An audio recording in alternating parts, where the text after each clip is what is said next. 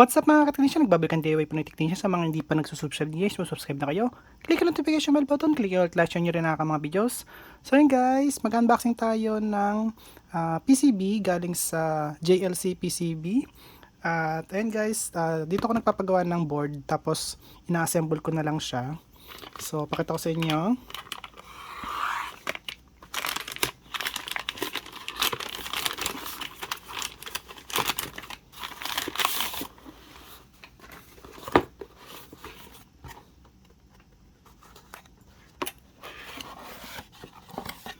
So, ayan guys, yung PCB na pinagawa ko. So, pakita ko sa inyo yung itsura. Bale, eto guys, pag kung ano na to, na tag dito na gawa na, ito po ang pinakaunang shield para sa ARM board computer tulad ng Raspberry Pi 4.5 or Raspberry Pi 3.45. Tapos yung tawag dito yung sa Orange Pi 5, Orange Pi 1, Orange Pi PC, Orange Pi 3. Ano yun? 3.0, Orange Pi 03. Ayan. Orange Pi 5. So, basta yung ano guys, ARM board computer. Ito yan guys. Bale, ang ano nito, ang tag dito, ang system nito guys ay, wait lang, universal to guys, or kaya ang tawag ko rito sa board na to ay U-Shield B1 kasi version 1 siya ng Ultimate Shield. So kung nakikita nyo guys, ayan, malaki siya. So ang laki niya ay 3 inches by 3.5 inches yung laki niya. Ito guys ay, ayan guys, para sa RPi, wait lang.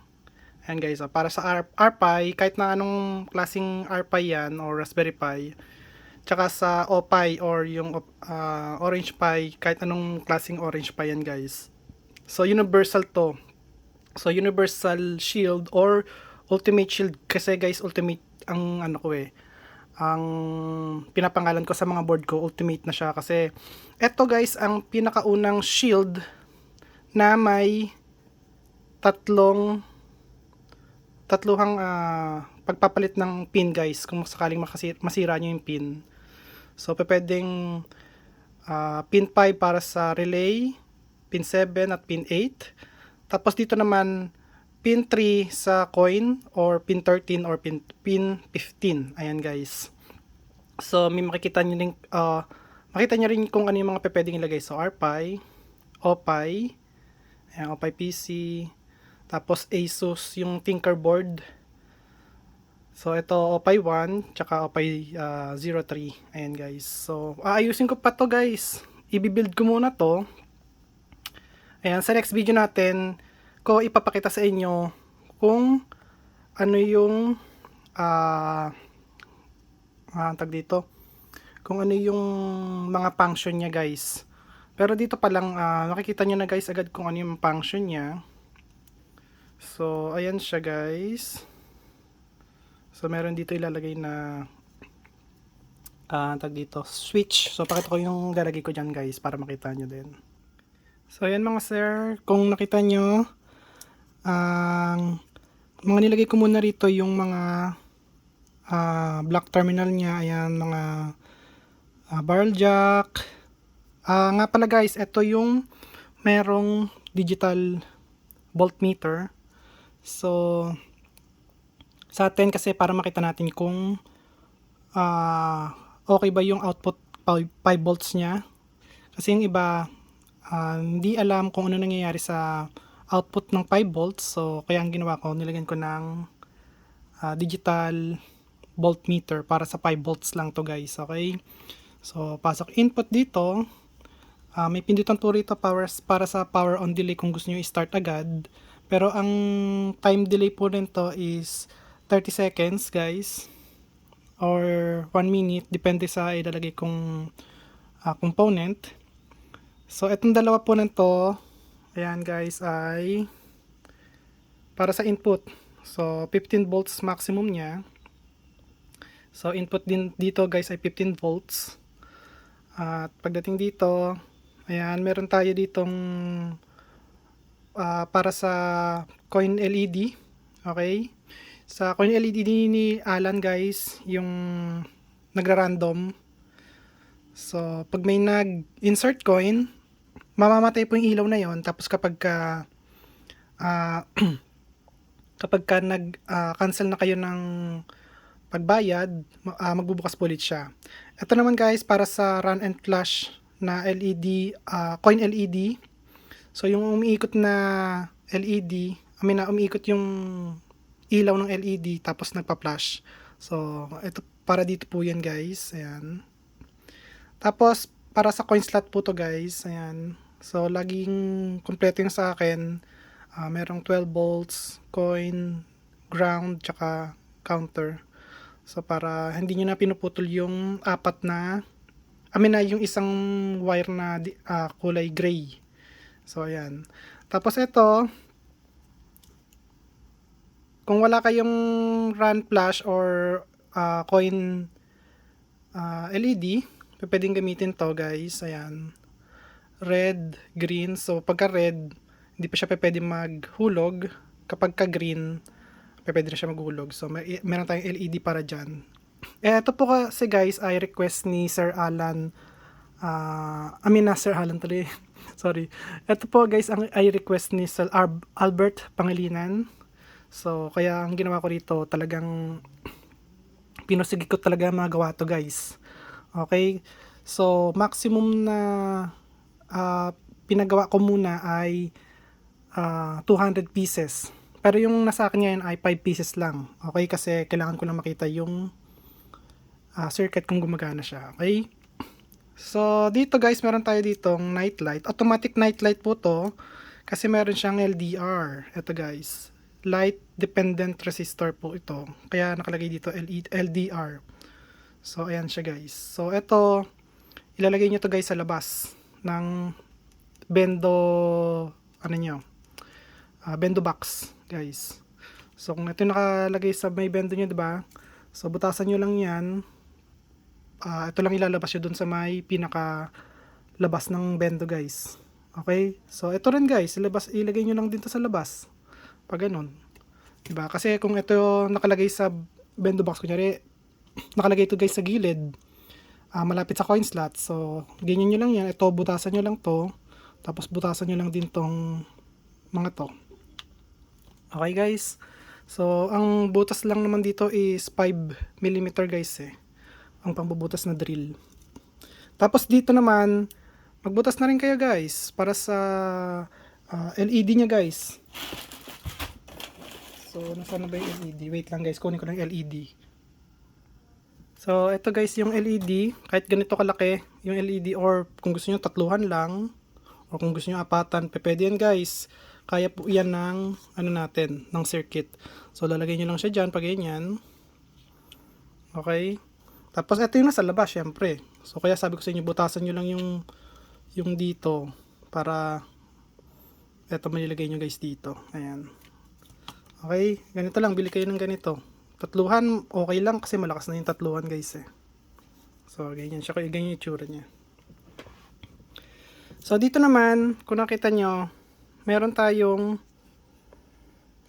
3 pin kada switch. So ito guys para sa relay switch, ito para sa coin switch. So ito guys, meron siyang pwede siya guys ilagay sa pin 5, pin 7 at pin 8. So pin 5 ganyan guys ang itsura. Tapos pag ganito pin 7, tapos pag ganito pin 8 guys. Ayan. So ganito rin katulad nito guys sa kabila din sa coin pin. So pin 3, tapos pin 13, tapos pin 15. So pin 3 ganyan, pin 13, tapos pin 15. Okay? So, yung ibang CB ay isa lang yung ano niya guys eh. So, pagka inon nyo yung isa, kailangan nyo i-off yung isa eh.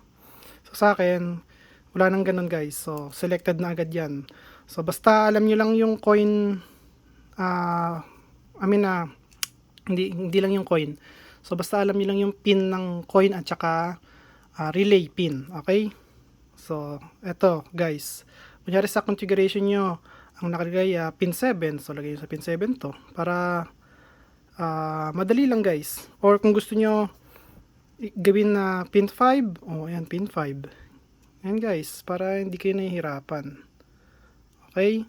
Tapos sa smart pan natin, S-pan, pwede nyong on lang, automatic lang siya na naka-on forever guys. Or, kung gusto nyo guys ay naka-smart, ano siya guys, naka-smart pin or smart configuration. Ito guys, di ko na ilagay yung ano nito, tag dito, yung pin para sa smart, pero ilalagay ko doon sa 200 pieces. Kalimutan ko ilagay dito. Okay? So, ito kasi nakalagay siya sa pin, sana siya? Ayun, pumasok doon sa kabila. Nakalimutan ko saan ko nilagay ito eh. Pin 16 yata to. Ay, hindi. Pin 8. Ayan guys, hindi. Pin 16 nga guys. Sa pin 16 nakalagay. Ito, pin 16. Ayan. Diyan siya nakalagay sa pin number 16. Or sa kabila naman, doon naman guys. Ito, pin number 16. So, lalagay ko dito, pin number 16. Ayan siya guys.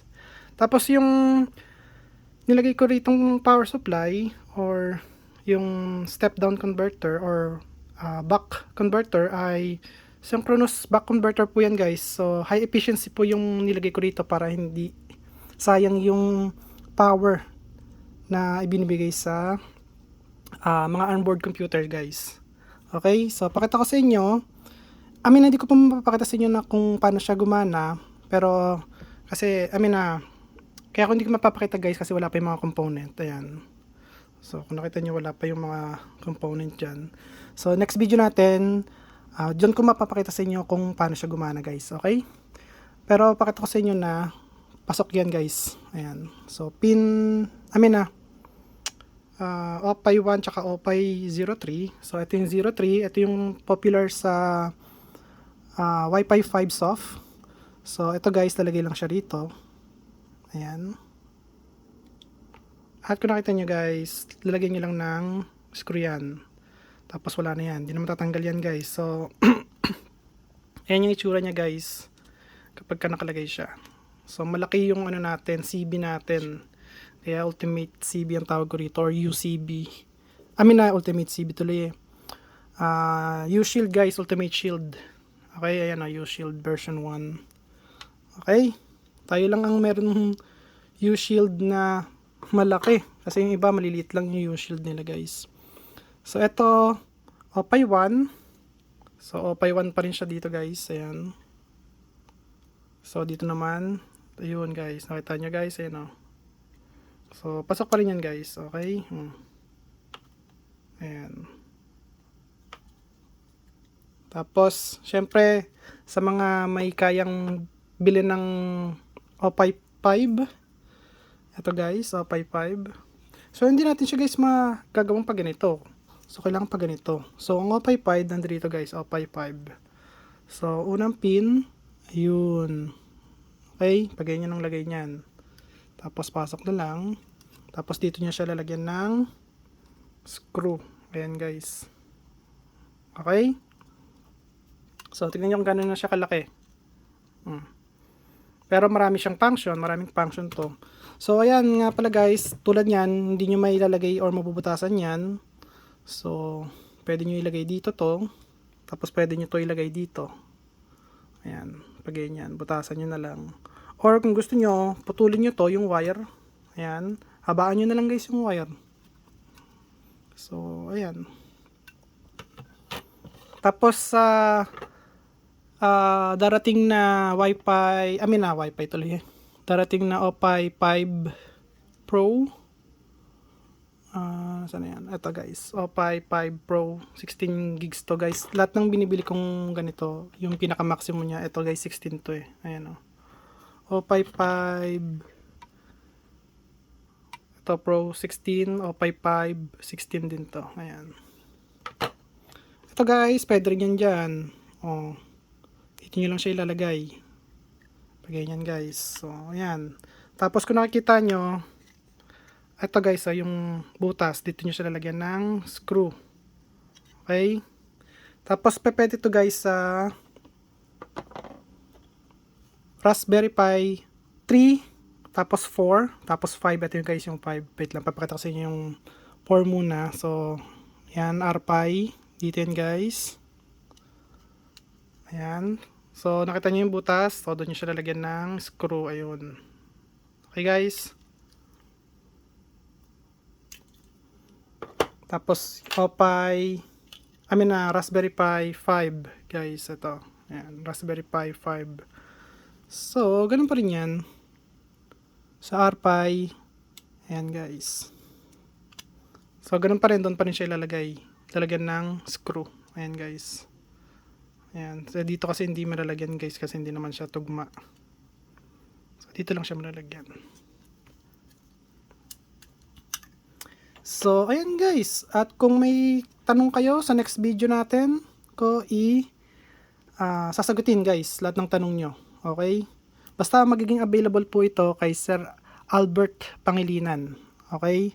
So, doon po siya sa Piso Wi-Fi of the Philippines. Yung page po niya. So, ayan. At least may idea lang kayo guys. Okay? So, next video natin guys, makita nyo kung paano siya mag-work. Okay, so salamat sa panonood. Huwag kalimutan mag-like, share, subscribe. Click the notification bell button. Click nyo all guys. Bye. Peace.